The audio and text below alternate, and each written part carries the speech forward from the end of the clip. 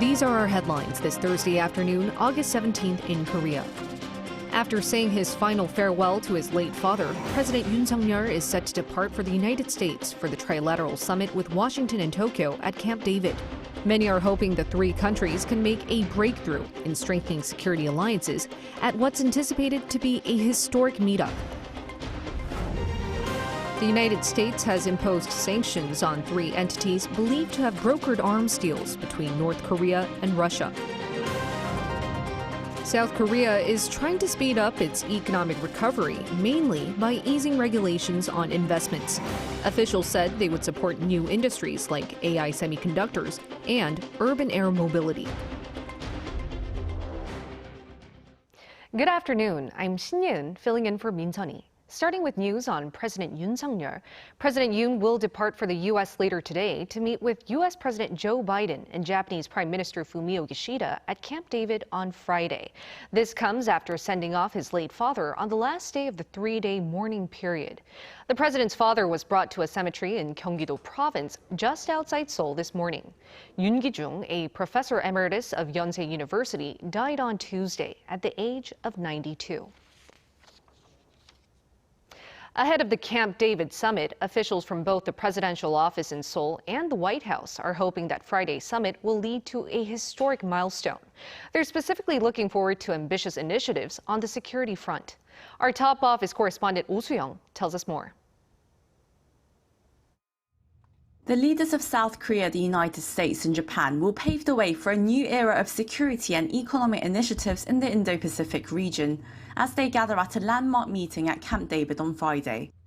That's according to a senior official in comments to Arirang News before President Yoon sets off Thursday for the US. As the three countries face growing nuclear and missile threats from North Korea and economic uncertainties, the summit is to institutionalize a mechanism for greater cooperation based on their shared values of freedom, peace and prosperity. White House officials also remarked on Wednesday local time that the three countries will set three-way cooperation into motion with ambitious initiatives in the leaders' joint statement. White House Indo-Pacific Chief Kurt Campbell said the document would include making three-way talks between the leaders an annual occasion, along with efforts to invest in a three-way crisis hotline between them. While such measures would stop short of forming an official security arrangement, Campbell said the three-way efforts would become a defining trilateral relationship for the 21st century. Korean and US officials in recent days said the framework for cooperation will include regular annual joint military drills, possibly including missile interception training, cyber defense, and a real-time missile warning system. North Korea last year tested at least 65 missiles and has fostered its asymmetric capabilities. White House National Security Council official John Kirby has said the three countries are also expected to tighten cooperation beyond military to diverse areas. Experts say a key area will be supply chain cooperation, particularly on sensitive technologies and rare minerals. They'll be pushing to continue the so-called de-risking policy of trying to reduce dependency on China for rare earth minerals and other important components, and particularly semiconductors there, of course. The three-way talks on Friday will be an unprecedented standalone event between Washington and its two allies, compared to previous gatherings which have taken place on the sidelines of other multilateral summits or conferences. Inspired by the venue of the summit, the leaders are also expected to issue a separate vision statement dubbed the Camp David Principles according to Axios. While it's likely there'll be a mention of protecting the rule-based world order and possibly peace and stability in the Taiwan Strait, a Yoon official has said the document is not likely to issue words confronting China. Oh Soo-young, Arirang News. Now on to the summit's venue, Camp David. The U.S. presidential retreat has a history of holding landmark summits and discussions, and Yoon will become the first South Korean leader to visit in 15 years. My colleague Jae-myung has this report. In 2008, former President Lee Myung-bak became the first South Korean president to visit Camp David, the U.S. presidential country retreat, at the invitation of then U.S. leader George Bush. Driving in a golf cart, the two leaders boasted their friendship and promised a stronger alliance. Camp David holds a special meaning in international diplomacy.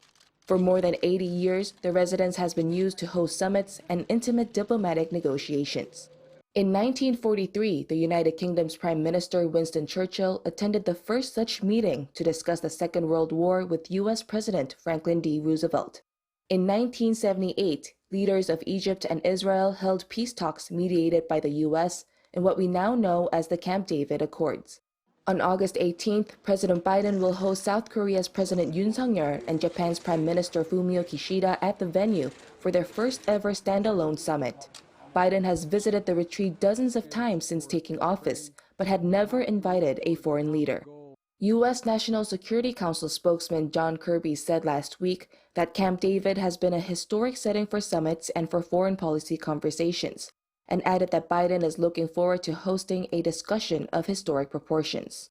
An expert pointed out that the trilateral meeting set to be held at the presidential retreat is in stark contrast to North Korea, China, and Russia's display of solidarity at the recent military parade held in Pyongyang.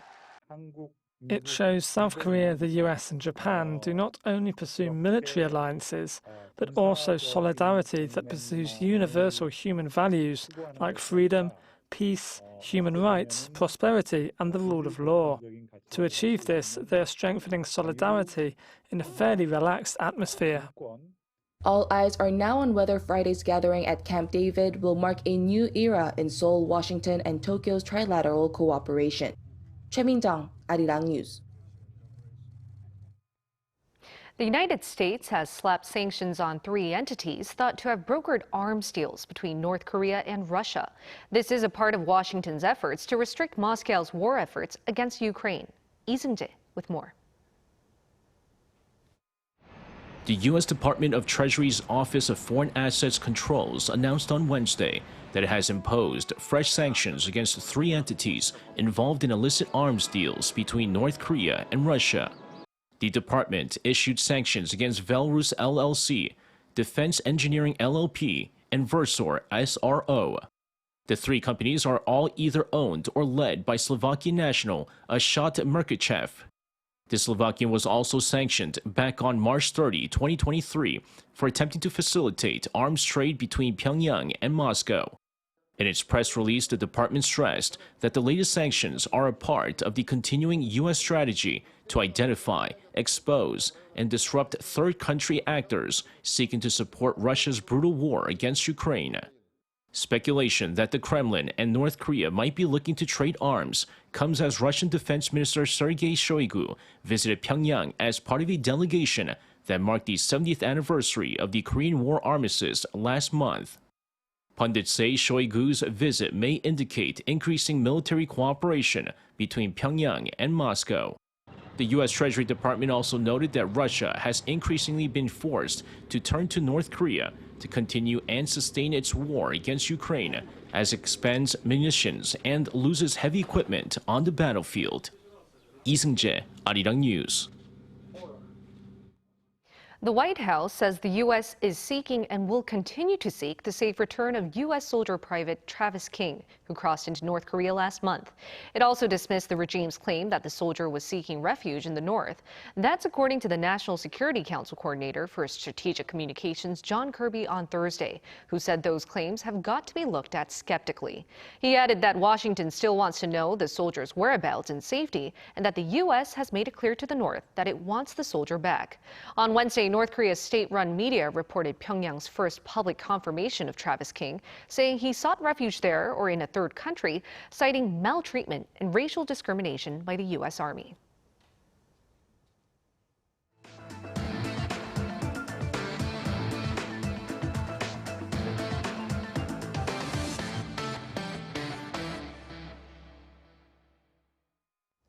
And over in Hawaii, the death toll from the Maui wildfires is now 110. Local residents have released videos capturing what is thought to be the moment the fire started. Our Kim Jung-sil with the latest.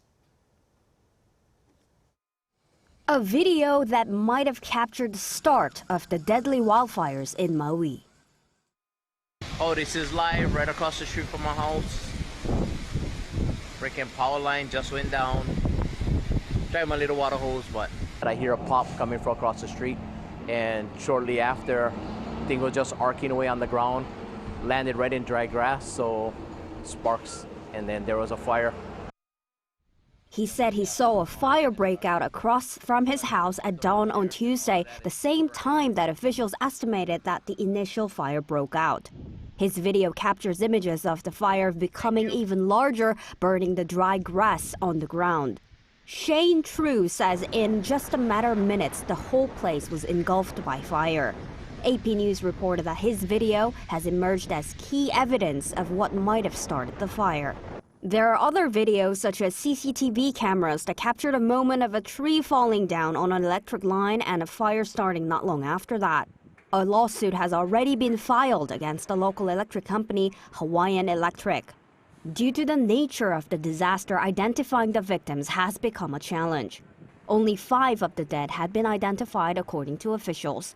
Hawaii Governor Josh Green has said that 27% of the search and rescue is complete and that he hopes much will be covered by the weekend. The death toll will likely rise as residents of the town of Lahaina say many seniors lived in complexes in the area where the fire hit.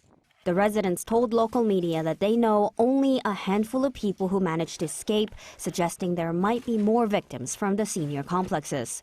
The White House announced on Wednesday that U.S. President Joe Biden and his wife will be visiting Maui on Monday, where they'll meet first responders, survivors, as well as local officials. Kim Jong-sil, Arirang News. Staying on Maui, the South Korean government on Wednesday delivered the first portion of emergency aid to Hawaii. South Korean Consul General to Honolulu, Lee So-young, delivered the aid to Hawaii Lieutenant Governor Sylvia Luke. This is part of the South Korean government's aid relief to Maui to help local people get back on with their lives as soon as possible. The emergency aid included water, food, and blankets, as well as power generators, as requested by Hawaii's local authorities. Earlier this week, the South Korean government pledged to provide Hawaii with $2 million worth of humanitarian aid. The South Korean government is trying to boost its own economic recovery, mainly by easing regulations on investments in the tech industry for AI and flying cars. Officials are also trying to increase assistance for exports, like in the tourism sector. Our Lee Soo-jin has the details. South Korea's government is taking further steps to not only boost exports, but also investment. Finance Minister Chu Kyung-ho on Thursday held an emergency meeting on the economy with related ministers and said that although the nation's export downturn is starting to level out, the government will continue to strengthen efforts to achieve a quicker economic recovery. One way the government is planning to do this is by promoting promising new industries such as AI semiconductors and urban air mobility. The measures include building data centers that utilize AI chips, as well as increasing financial support for startups that produce system semiconductors. The Finance Ministry also said that it will work with related ministries to build a frequency specific to the UAM industry as part of its efforts to boost Korea's presence in the global UAM market. The battery market is another area that the government is planning to promote. The Finance, Trade, and the Environment ministries will work together to expand the reuse and recycling of batteries. The government will also make efforts to encourage investment. Increasing investment along with exports is very important in achieving a quick economic recovery. To boost eco-friendly investment, South Korea will introduce safety standards so that hydrogen charging stations can be established in areas frequented by a lot of drivers to make hydrogen cars more convenient. The Finance Ministry also said that it will speed up its efforts to create an advanced biotech cluster in Osong, a town that the government has been seeking to develop as a biomedical hub to increase investment in biotechnology. The government will also soon unveil measures in response to China lifting its ban on group tours to South Korea.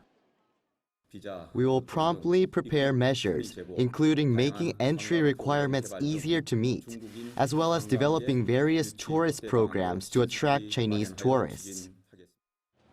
The Finance Ministry also said efforts will be made across the government to support a complete economic recovery. Lee Soo-jin, Arirang News. For the first time in more than 6 years, Beijing has lifted its ban on outbound group tours to South Korea. China had previously banned group tours to Seoul over the U.S. defense system called THAAD. Related industries, including tourism and retail, are busy preparing to welcome these tourists back. Our business correspondent Shin Ha-young tells us how South Korea will benefit from this latest measure. Local businesses such as those in tourism, cosmetics, and duty-free shops have welcomed China's latest move, which lifts a ban on Chinese tour groups. They're expecting sales to recover after being hit hard by the COVID-19 pandemic and the drop in the number of tourists from China after restrictions were imposed 6 years ago. We are expecting sales to improve with more Chinese tourists. We are preparing a variety of joint promotions with tourism businesses and airlines to enhance the shopping convenience for Chinese tourists. I hope it provides an opportunity, especially for small business owners, to resume their operations. Individual Chinese tourists have been able to travel to South Korea, but the big deal about the tour groups is how much they spend. Data from the Korea Tourism Organization shows the number of Chinese tourists, which surpassed 8 million in 2016, was reduced by nearly half in 2017 due to the deployment of the U.S. missile defense system. Then the COVID-19 pandemic caused the numbers to plunge further. With Beijing allowing group tours to resume, Seoul's travel deficit is one of the key areas that is expected to see a recovery. The country's travel balance during the first half of this year recorded a $4.65 billion deficit, the biggest deficit for the same period since 2018. There has been a travel deficit for 22 consecutive years up to 2022. And South Korea could reach its 23rd year in the red if this trend continues, so all eyes are now on the Chinese tour groups. However, while an expert says there will be an improvement in South Korea's travel deficit, whether or not there is a return to a surplus remains uncertain as Chinese consumer behavior has changed. Japan is one of the preferred travel destinations for Chinese tourists. This is due to its proximity, strong preference for Japanese products, and the depreciation of the Japanese yen. As the cost of living in China is low, it is dealing with deflationary concerns, while South Korea is experiencing relatively high inflation. Meanwhile, after allowing group tours, in just one day on Friday, reservations were made for a total of 53 Chinese cruise ships to visit Jeju, meaning that more Chinese tourists are expected to visit South Korea from now on. 신하영, Arirang News. South Korea plans to become a top 10 destination for studying by doubling its international student enrollment numbers through 2027. The Education Ministry revealed its plan on Wednesday to attract as many as 300,000 international students within the next 4 years. Currently, there are around 160,000 foreign students studying in South Korea. The government will focus on foreign students in the STEM fields, namely science, technology, and engineering, and mathematics. The plan aims to address the nation's rapidly declining school-age population, as well as strengthen the country's global education competitiveness.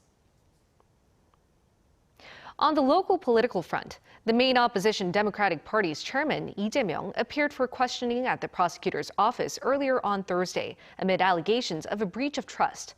Lee is being accused of giving special developmental favors to a private contractor during the construction of apartment complexes in the Baekhyun-dong neighborhood of Seongnam City back in 2014 and 2015, while serving as the city's mayor. Although accused of receiving money in return, Lee is denying all allegations, saying that the investigation is being fabricated by the, quote, political prosecution. This is the fourth time Lee has been questioned by the prosecution and the first time in 6 months.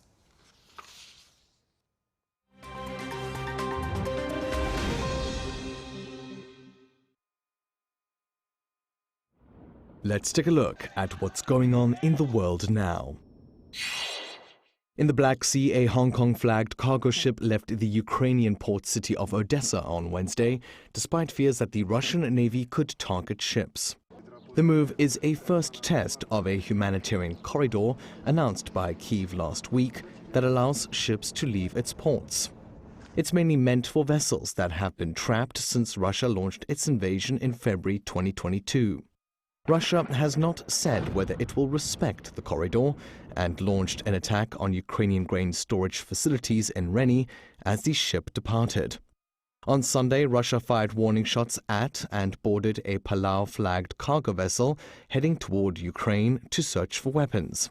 In July, Moscow pulled out of a UN-brokered grain deal that guaranteed safe passage for ships carrying foodstuffs across the Black Sea. The Kremlin has since warned that ships going to Ukrainian ports could be considered a military target. In eastern Pakistan, a mob made up of thousands of Muslims attacked and burned several churches and homes belonging to Christians over allegations that 2 Christian men desecrated the Quran. The attacks took place in Jaranwala on Wednesday after claims the men had written insults and derogatory remarks in the Muslim holy book. No casualties have been reported, but the government has deployed police officers and the army to calm the situation. Dozens of rioters have been arrested and an investigation has been launched. Blasphemy is punishable by death in Pakistan, a country where over 95% of the population are Muslims. In the United Kingdom, the British Museum announced on Wednesday that it had fired a staff member amid reports of items going missing, being stolen or damaged. Among the items are gold, jewelry and semi-precious stones, dating as far back as the 15th century BC. Most of the items were kept in a storeroom for research purposes.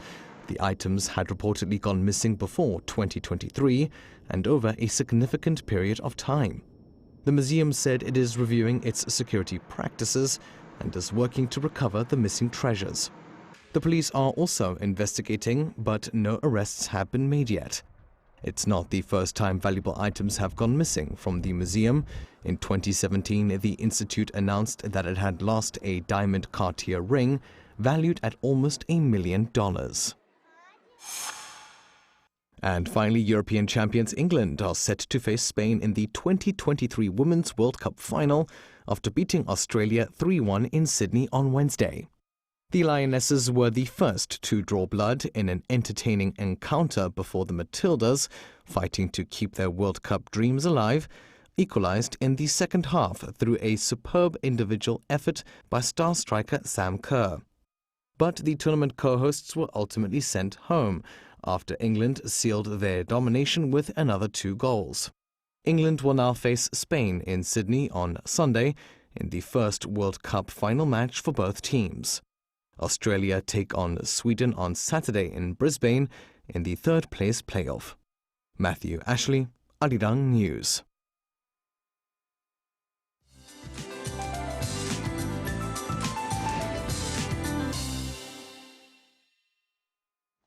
Good afternoon.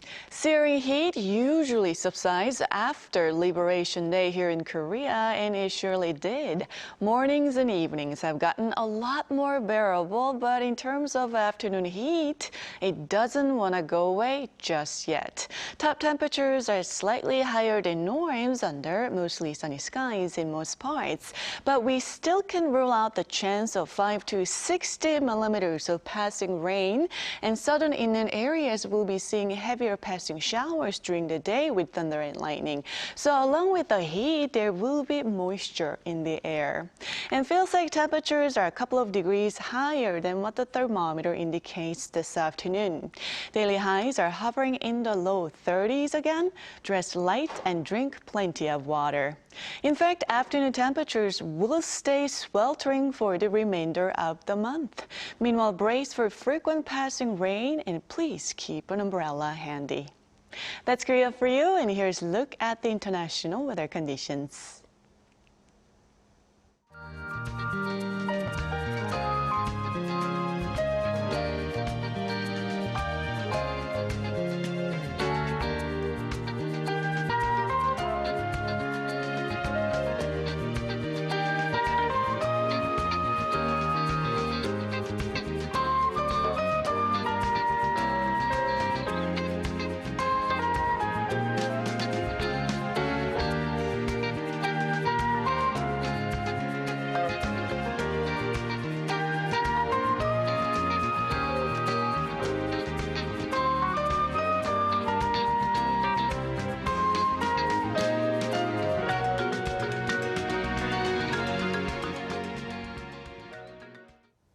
That's all we have for you at this hour. Do stay with us for our panel session on the much-anticipated Trilateral Summit between Seoul, Washington, and Tokyo. As for the Daily Report, we'll see you again tomorrow at this hour.